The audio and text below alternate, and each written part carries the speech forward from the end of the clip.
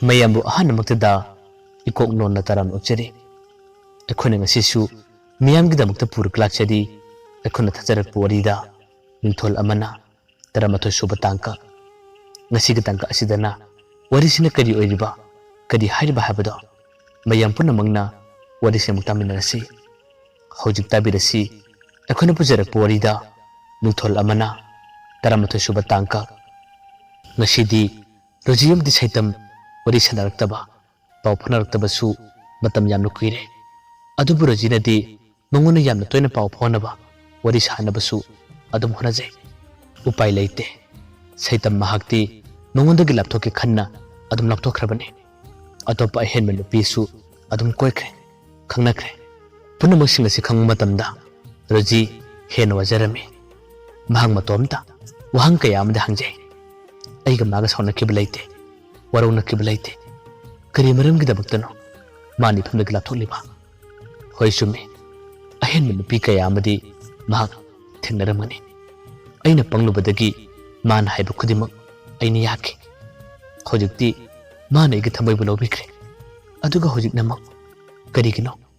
aigi nuksibadagi mahangna nathairaka chatliba ai mongoda leitaba yaroi asengba tanja ama ngairaga ai magi naka chakani aduga ai magi nupi oigani asumnasu amuk rojina wakhal kaya amadi adum khalle thabak oina pakthokke hadunasu keragana honaki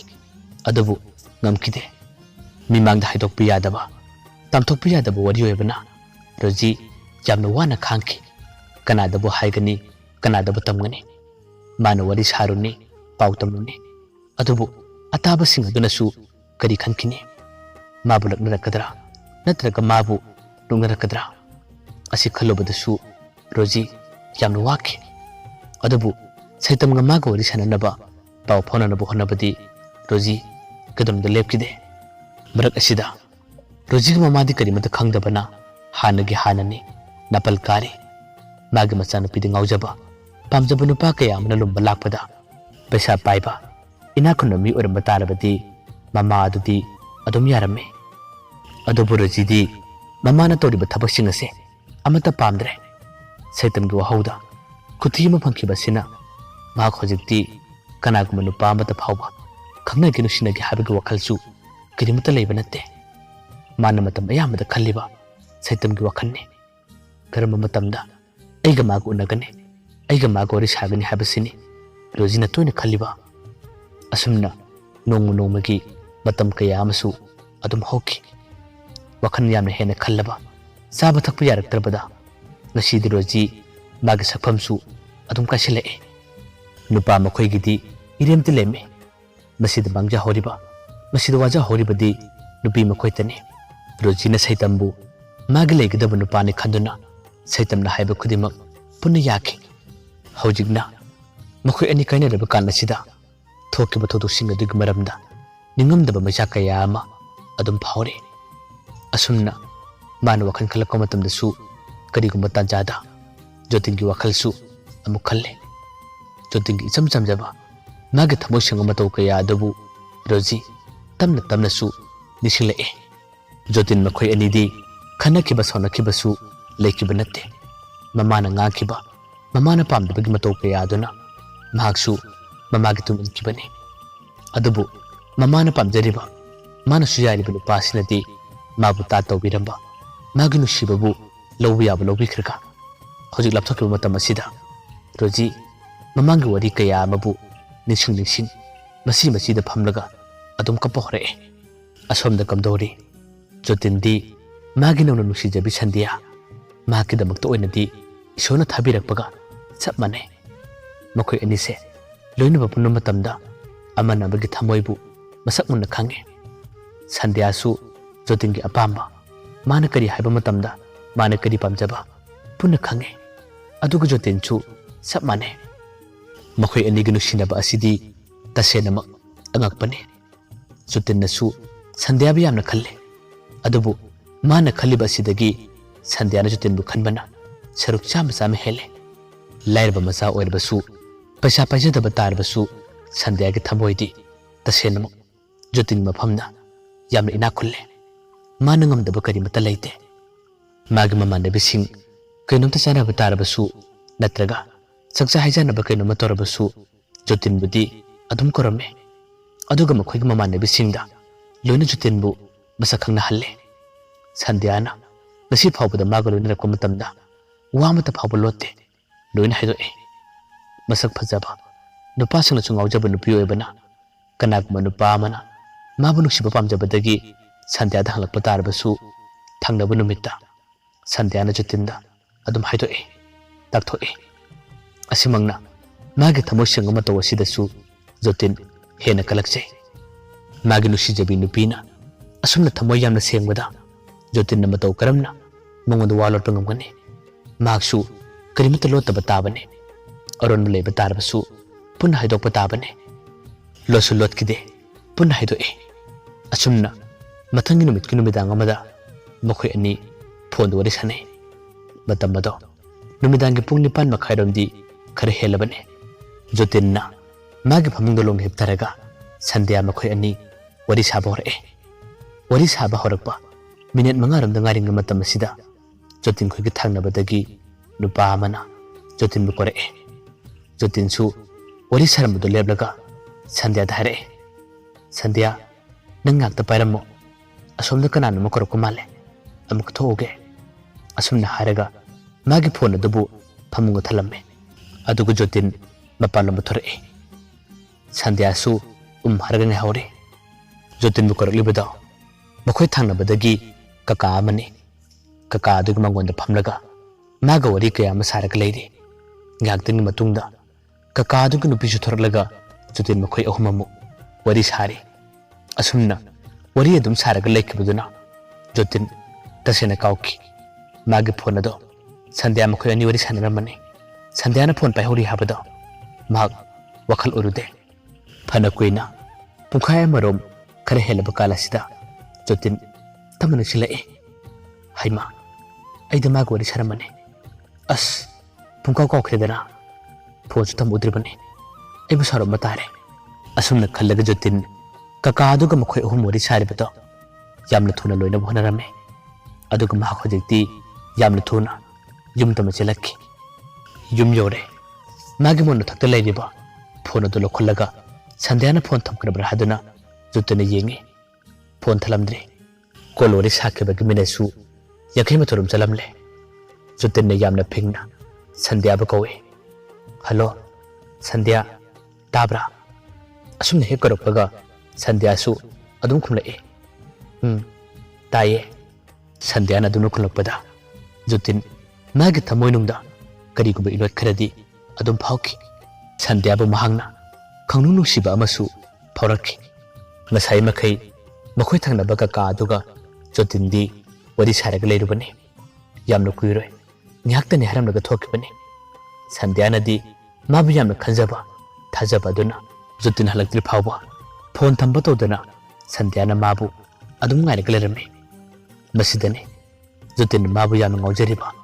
यामनु सिरिबा जोतिन यामना तमना हायरे संध्या आई ककाना कोबदगे थोलोबने अदुबु नंगना phone पाइहौरी हाबसे आई ngakdangdi कौथोलुरे नंगैबु गायबदो वाब्रा ऐबु साउनुको संध्याना खमे Southey कदबु साउदुनो ऐना नंगु गायहौरी हाबसे नंगना खंबीबा नंगना सिंबीबा सिनि ऐना हेना ngौजरिबा ऐना हेना पमजरिबा ककाना करि हायरेनो करि वरि सारेनो जोतिन खमे ऐगी थबक वरिने मनपुर की थबा अमा हंद कका खोइ बाबुं खोइना कन्न सेनारी अदुगी ककाना एंगोंदा करिगुम्बा खरा अदुम हंगमने वहाइरु ताबदा संध्यासु यामतमना खुमे ओ जोतिन मखा ताना अमु असुमना हायरे संध्या नमु ngасai मखै कमाय लेगे फोन मनक्ता सुम लेब्रा संध्याना खुमे नमु गाइरिबने जोतिन हायरे खंगदे ऐगी पुसीदा नंगु नुक्सिबा नंगु थाजबा नुपिसे अमुगना थिनगनि हाबसु ऐ थाजदे नंगी थमो सेंगमना तवसिना ऐबु नंगी नाक्ता तोयने कोरे अदो ऐ होजिक नंगी नाक्ता लाकेबा संध्याना हंगे ए होजिक केदोब लाकेबा पुंग 10 तागदोरबने नुमिदांगसिदबा जोतिन खुमे खंगदे असुम लानिंगे नंगी मनाक्ता लेरेगा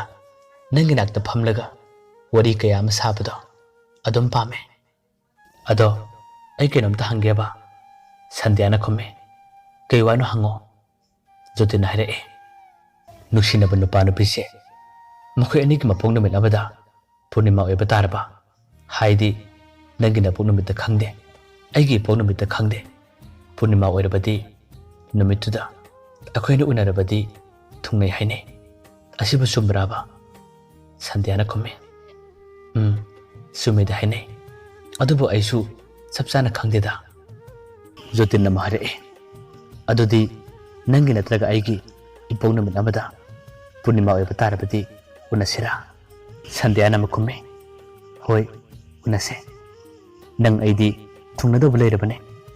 नंग आइना वकल होंगदगबु कनाना करी तोबा ngamdoino अखोय अनीगी लंबीदबु कनाना येतबा ngamdoino अदो इमा खोयबु तुमख्रबो जोतिन खुमे तुमलमने कदरगे संध्याना मु यामतन खुमे नंगैगी मरीसे इमा खोयनबु करी करी हायगे नंगन वा हायबा कयाम दरपरा जोतिन खुमे अखोय इमा खोयदी अइना पामजबा अइना चटपे लंबीदा करीमता हायदे अइगे अपामबदो मखोयगसु अपामने कनाना करी हरलगे नन ngasi adugi wa hairabadabo संध्याना खुमे कनाना सुकसुम हायदे अइना सुम खनबने अदो मथोंग चादबा ngausinaba bisingadi punganuko जोतिन खुमे पुल्लोये